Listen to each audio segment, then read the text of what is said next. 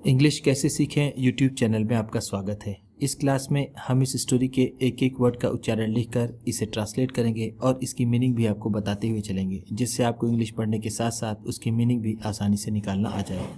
अगर आप हमारी वीडियोस लगातार देखते हैं तो आपको धीरे धीरे इंग्लिश लिखना, पढ़ना, बोलना, समझना और अच्छे से आने लगेगा। इसी के साथ आप कर दीजिए इस वीडियो को लाइक और मैं करता हूँ शुरू। एन एविल क्रिएचर, एक बुरा प्राणी। एविल का मतलब होता है दुष्ट या फिर बुरा, क्रिएचर का मतलब प्राणी। वंस, एक बार, there was a farmer. There was a farmer, एक किसान था। फार्मर का मतलब है किसान, वॉज था। He was very kind hearted. He was, वह था, वेरी काइंड हार्टेड, बहुत ही नरम दिल का। काइंड हार्टेड का मतलब होता है नरम दिल का या फिर दयालु हृदय का था। He had a good habit. He had, उसकी थी, अ गुड हैबिट, एक अच्छी आदत। गुड अच्छी, हैबिट आदत। Of helping others, of helping others, दूसरों की मदद करने की। In what ever way, in what ever वे, चाहे जैसे भी। ही कुड, ही कुड, वह कर सकता था। जिस हाल में भी, चाहे जैसे भी, वो मदद कर सकता था, वो मदद दूसरों की करता था। ये उसकी एक अच्छी आदत थी। He also cared for birds and animals. He also cared, वह ख्याल भी रखता था, फॉर बर्ड्स एंड एनिमल्स, चिड़ियों और जानवरों का भी। वह चिड़ियों और जानवरों का भी ख्याल रखता था। केयर्ड का मतलब है ख्याल रखता था या फिर देखभाल करता था। वन डे, वन डे, एक दिन। The farmer saw, the farmer, उस किसान ने, सॉ, देखा, N injured snake, N injured snake, एक घायल सांप। इंजर्ड का मतलब होता है घायल, स्नेक सांप। On the road, on the road, सड़क पर। It seemed that, it seemed that, ऐसा लगता था कि।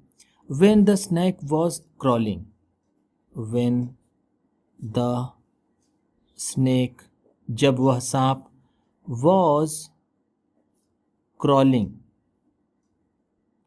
रेंग रहा था। क्रॉल का मतलब होता है रेंगना। Across the road, across the road, सड़क के पार।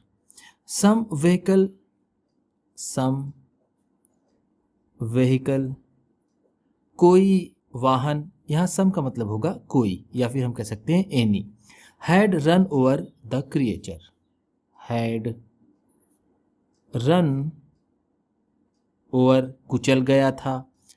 द क्रिएचर, उस प्राणी को। रन ओवर का मतलब होता है कुचल जाना या फिर उसके ऊपर से चले जाना। लकीली, लकीली, भाग्यवश। The snake was alive, the snake was alive, वह सांप जीवित था या फिर वह सांप जिंदा था। अलाइव का मतलब होता है जिंदा या फिर जीवित। बट, लेकिन, it was unconscious, it was unconscious, लेकिन वह अचेत था। It was bleeding, it was bleeding, इसे खून निकल रहा था। ब्लीड का मतलब होता है खून निकलना, वॉज ब्लीडिंग है तो खून निकल रहा था। The kind hearted farmer, the kind hearted farmer, वो दयालु किसान। जेंटली रैप्ड, जेंटली रैप्ड, हल्के से लपेटा। जेंटली का मतलब होगा हल्के से या फिर आहिस्ता से, रैप्ड लपेटा। The injured snake, the injured snake, उस घायल सांप को। इन अ क्लॉथ, इन अ क्लॉथ, किसी कपड़े में। आ का मतलब यहाँ पर होगा किसी, क्लॉथ कपड़े। एंड टूक इट होम, एंड और टूक इट इसे ले गया, होम घर, और इसे घर ले गया। एट होम, एट होम घर पर। The farmer put some medicine, the farmer वो किसान, पुट रखा, सम मेडिसिन कुछ दवाएं। On its wounds, on its wounds, उसके घाव पर। वुंड्स का मतलब होता है घाव। स्लोली, स्लोली धीरे धीरे। The snake became cautious, the snake वो सांप, बिकेम कॉशियस होश में आ गया।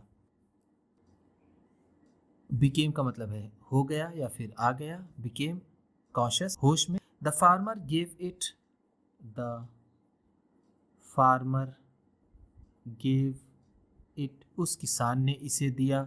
सम मिल्क, सम मिल्क कुछ दूध। The snake bit the farmer, the snake bit सांप ने काट लिया।